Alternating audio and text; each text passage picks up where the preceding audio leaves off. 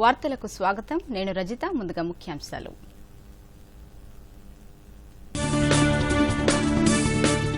ఆత్మనిర్భర్ భారత్ తో మన దేశం అన్ని రంగాల్లో అగ్రగామిగా నిలుస్తోందన్న ప్రధాని, దిగుమతుల నుంచి ఎగుమతి చేసే స్థాయికి భారత్ ఎదిగిందని వెల్లడి. అస్సాంలో ప్రతి పేదింటికి ఉచిత గ్యాస్ కనెక్షన్ ఇచ్చామన్న మోదీ, బొంగైగావ్ చమురు గ్యాస్ ప్రాజెక్టుల అభివృద్ధికి కేంద్ర బిందువు అవుతుందని స్పష్టీకరణ. పుదుచ్చేరిలో కుప్పకూలిన కాంగ్రెస్ ప్రభుత్వం, లెఫ్టినెంట్ గవర్నర్ తమిళిసైకి రాజీనామా లేఖ అందజేసిన సీఎం నారాయణస్వామి. వ్యాక్సిన్ ఉత్పత్తి కేంద్రంగా హైదరాబాద్ నిలవడం మనకెంతో గర్వకారణమన్న కేటీఆర్, బయో ఏసియా సదస్సులో భారత్ బయోటెక్ సీఎండీ, జేఎండీలకు అవార్డులు అందజేత. పట్టభద్రుల ఎన్నికల్లో పోటాపోటీ నామినేషన్లు. టీఆర్ఎస్ అభ్యర్థి సురభి వాణిదేవికి బీఫామ్ అందించిన CM KCR. GHMC mayor, deputy mayor బాధ్యతలు స్వీకరణ. గ్రేటర్ హైదరాబాద్ ను అభివృద్ధిలో ముందుంచుతామని మేయర్ వెల్లడి. కరోనా వ్యాప్తి పట్ల ప్రజలు అప్రమత్తంగా ఉండాలి. విధిగా మాస్కును ధరించడం, ఇతరులతో మాట్లాడేటప్పుడు కనీసం 6 అడుగుల భౌతిక దూరం పాటించాలి. తరచూ చేతులను శుభ్రంగా కడుక్కోవడం, వైద్యులు సూచించిన విధంగా ముందస్తు జాగ్రత్త చర్యలు పాటించడం ద్వారా కరోనాను నిరోధించవచ్చు.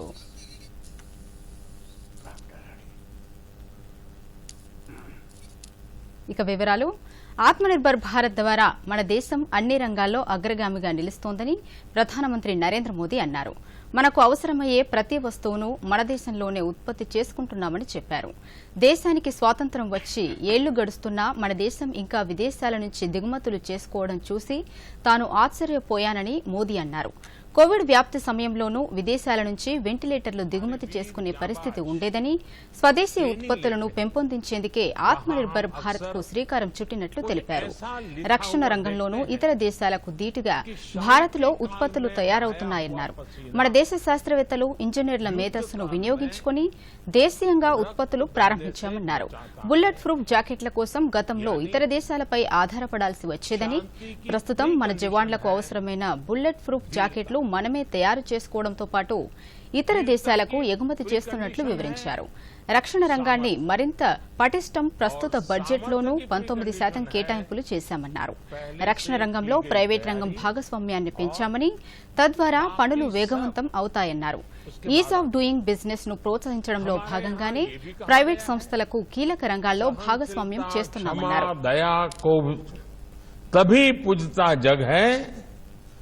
बल का दर्प चमकता उसके पीछे जब जगमग है। साथियों, हथियार और मिलिट्री इक्विपमेंट बनाने का भारत के पास सदियों पुराना अनुभव है। आजादी के पहले हमारे यहां सैकड़ों ऑर्डिनेंस फैक्ट्रियां होती थी। दोनों विश्व युद्धों में भारत से बड़े पैमाने पर हथियार बनाकर भेजे गए थे, लेकिन आजादी के बाद अनेक वजहों से इस व्यवस्था को उतना मजबूत नहीं किया गया जितना किया जाना चाहिए था। हालत ये है कि स्मॉल आर्म्स के लिए भी हमें दूसरे देशों की तरफ देखना पड़ता है। आज भारत विश्व के सबसे बड़े डिफेंस इंपोर्टर्स में से है, और ये कोई बड़े गौरव की बात नहीं है। ऐसा नहीं है कि भारत के लोगों में टैलेंट नहीं है, ऐसा नहीं है कि भारत के लोगों में सामर्थ्य नहीं है। आप देखिए, जब कोरोना शुरू हुआ तब भारत एक भी वेंटिलेटर नहीं बनाता था। आज भारत हजारों वेंटिलेटर का निर्माण कर रहा है। मंगल तक पहुंचने की क्षमता रखने वाला भारत आधुनिक हथियार भी बना सकता था, लेकिन बाहर से हथियार मंगाना बहुत इजी वे हो गया था। और मनुष्य का स्वभाव भी ऐसा ही है कि जो सरल है वो आसानी से जो मिलता है, चलो भाई उसी रास्ते पर चल पड़ो। आप भी आज अपने घर जाकर के अगर गिनेंगे तो पाएंगे कि जाने अनजाने ऐसी कितनी ही विदेशी चीजों का आप बरसों से इस्तेमाल कर रहे हैं। పుదుచ్చేరిలో శాసనసభలో తన మెజారిటీ నిరూపించుకోవడంలో సీఎం నారాయణస్వామి విఫలమయ్యారు. బల పరీక్షలో నెగ్గేందుకు సరైన సంఖ్యాబలం లేకపోవడంతో ముఖ్యమంత్రి శాసనసభ నుంచి బయటకొచ్చారు. సీఎం పదవికి రాజీనామా చేసి లెఫ్టినెంట్ గవర్నర్ తమిళిసై సౌందరరాజన్కు రాజీనామా లేఖను అందజేశారు. 3 నామినేటెడ్ ఎమ్మెల్యేలు సహా 33 మంది సభ్యులున్న పుదుచ్చేరి శాసనసభలో కాంగ్రెస్ ఎమ్మెల్యేల రాజీనామాల అనంతరం 26 మంది ఉన్నారు. నారాయణస్వామి ప్రభుత్వం గట్టెక్కాలంటే 14 మంది ఎమ్మెల్యేల మద్దతు అవసరం. కానీ అధికార కాంగ్రెస్ కూటమి బలం 12కు తగ్గింది. ఇందులో కాంగ్రెస్ నుంచి 10, డీఎంకే నుంచి 2 ఎమ్మెల్యేలున్నారు. మరోవైపు విపక్ష పార్టీ అయిన ఆల్ ఇండియా ఎన్ఆర్ కాంగ్రెస్ కూటమి బలం 14గా ఉంది. వీరిలో ఎన్ఆర్ కాంగ్రెస్ కు 7 స్థానాలు, అన్నా డీఎంకేకు 4 స్థానాలు, బీజేపీకి 3 నామినేటెడ్ ఎమ్మెల్యేలు ఉన్నారు. 2014 వరకు దేశంలోని 50% పేద కుటుంబాలకు ఎల్పీజీ గ్యాస్ అందలేదని, తాము అధికారంలోకి వచ్చాక ప్రతి పేద కుటుంబానికి ఉచితంగా గ్యాస్ కనెక్షన్ ఇచ్చామని ప్రధాని మోదీ స్పష్టం చేశారు. ప్రస్తుతం అస్సాంలోని ప్రతి కుటుంబానికి గ్యాస్ కనెక్షన్ ఉందన్నారు. ఉజ్వల్ పథకం ద్వారా మరో 1 కోటి మందికి ఉచితంగా వంట గ్యాస్ కనెక్షన్ ఇచ్చేందుకు కేంద్ర బడ్జెట్లోనూ కేటాయింపులు చేశామన్నారు. అస్సాంలోని తేమోజీలో నూతనంగా నిర్మించిన చమురు గ్యాస్ ప్రాజెక్టులను ఈ సందర్భంగా ప్రధాని ప్రారంభించారు. ఈ ప్రాజెక్టుల ద్వారా అస్సాం అన్ని రంగాల్లో అభివృద్ది చెందుతుందన్నారు.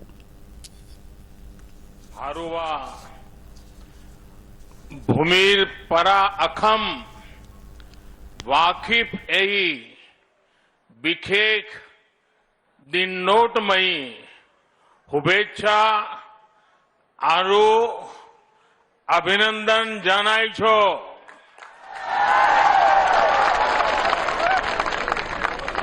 असम को 3000 करोड़ से ज्यादा के एनर्जी और एजुकेशन इंफ्रास्ट्रक्चर प्रोजेक्ट का एक नया उपहार मिला रहा है।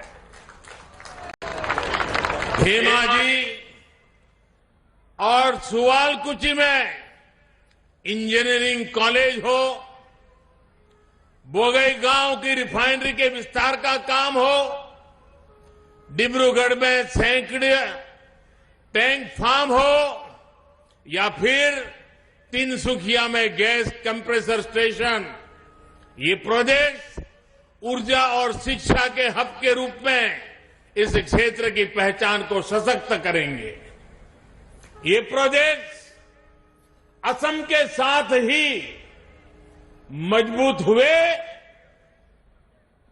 तेज गति से मजबूत होते पूर्वी भारत के भी प्रतीक है। साथियों, आत्मनिर्भर बनते भारत के लिए लगातार अपने सामर्थ्य, अपनी क्षमताओं में वृद्धि करना ये अत्यंत आवश्यक है। बीते वर्षों में हमने भारत में ही रिफाइनिंग और इमरजेंसी के लिए ऑयल स्टोरेज कैपेसिटी को काफी ज्यादा बढ़ाया है। बोगाईगांव रिफाइनरी में भी रिफाइनिंग कैपेसिटी बढ़ाई गई है। आज जिस गैस यूनिट का लोकार्पण किया गया है वो यहां एलपीजी उत्पादन की क्षमता को बढ़ाने वाला है। इन सारे प्रोजेक्ट से असम और नॉर्थ ईस्ट में लोगों का जीवन आसान होगा। కోవిడ్ వ్యాప్తి నేపథ్యంలో కేంద్ర ప్రభుత్వం के अवसर भी बढ़ेंगे। भाई और बहनों, जब किसी व्यक्ति उसकी मूलभूत सुविधाएं मिलती है तो उसका आत्मविश्वास बहुत बढ़ जाता है। కోవిడ్ వ్యాప్తి నేపథ్యంలో కేంద్ర ప్రభుత్వం రాష్ట్రాలను అప్రమత్తం చేసింది. కరోనా పరీక్షలను పెంచాలని సూచించారు. ర్యాపిడ్ టెస్ట్లో నెగిటివ్ రిపోర్టు వచ్చిన వారికి ఆర్టీపీసీఆర్ పరీక్ష చేయాలని స్పష్టం చేసింది.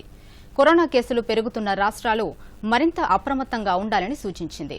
ఆర్టీపీసీఆర్ పరీక్షల సంఖ్యను పెంచాలని వైద్య శాఖ ఆదేశించింది. తెలంగాణ ప్రభుత్వం ప్రతిష్టాత్మకంగా నిర్వహిస్తున్న బయో ఏషియా సదస్సు హైదరాబాద్లో ప్రారంభమైంది. వర్చువల్ గా నిర్వహిస్తున్న ఈ సదస్సును రాష్ట పరిశ్రమల శాఖ మంత్రి కేటీఆర్ ప్రారంభించారు.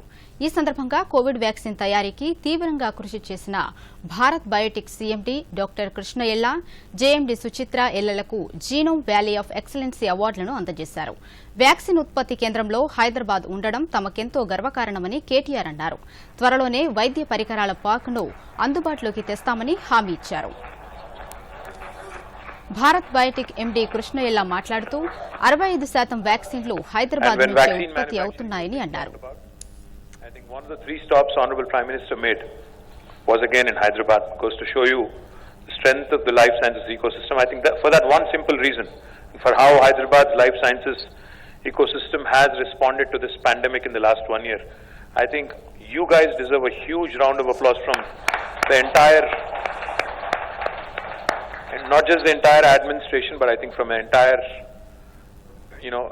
humanity, not just in Hyderabad, but across the world as well. BioAsia 2021 marks the 18th edition of this prestigious annual flagship event, and I'm extremely pleased that we have continued to hold this tradition by conducting the event even in the midst of this pandemic. We remain committed to grounding the Hyderabad Pharma City project soon to support India's pharma industry again, to regain its leadership position in APIs and KSMs, offering significant cost and value benefits. I'm confident of creating a new global benchmark for sustainable industrial cities with this initiative. In addition, we are also working on several exciting initiatives such as Digital Medicine Hub, Institute for Cell and Gene Therapy, Flow Chemistry Hub, a world-class life sciences university, and many more to build strong foundations for the next generation opportunities and to support. Mahabub Nagar, Rangareddy, Hyderabad పట్టభద్రుల MLC ఎన్నికలపై ముఖ్యమంత్రి కల్వకుంట్ల చంద్రశేఖరరావు నాయకులకు దిశానిర్దేశం చేశారు. TRS party తరపున పోటీ చేస్తున్న సురభి వాణిదేవి, హైదరాబాద్, ఉమ్మడి రంగారెడ్డి, మహబూబ్ నగర్ జిల్లాకు చెందిన మంత్రులు, టీఆర్ఎస్ ఎంపీలు, ఎమ్మెల్యేలు, ఎమ్మెల్సీలతో ప్రత్యేకంగా సమావేశమైన కేసీఆర్ ఎన్నికల్లో అనుసరించాల్సిన వ్యూహాలపై చర్చించినట్లు తెలుస్తోంది. అనంతరం వాణికి కేసీఆర్ బీ ఫారం అందజేశారు.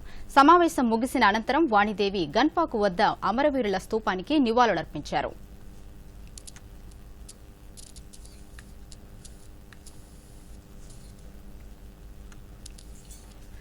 గ్రేటర్ హైదరాబాద్ మున్సిపల్ కార్పొరేషన్ మేయర్గా గద్వాల విజయలక్ష్మి, డిప్యూటీ మేయర్గా మోతే శ్రీలతారెడ్డి బాధ్యతలు స్వీకరించారు.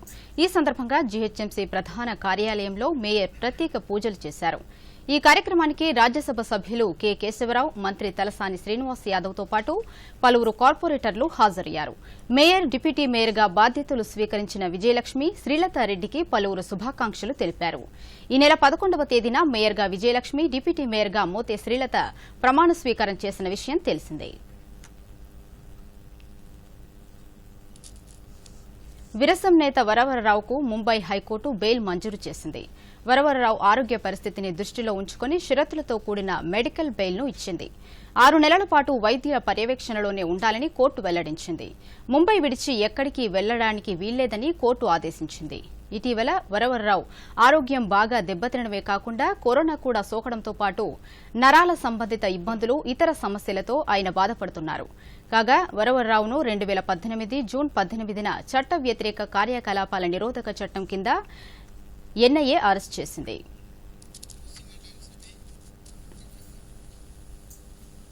ఇక ముఖ్యాంశాలతో వార్తలను ముగిద్దాం. నమస్కారం. దూరదర్శన్ యాదగిరి వార్తలను ఇప్పుడు సోషల్ మీడియాలో కూడా చూడవచ్చు.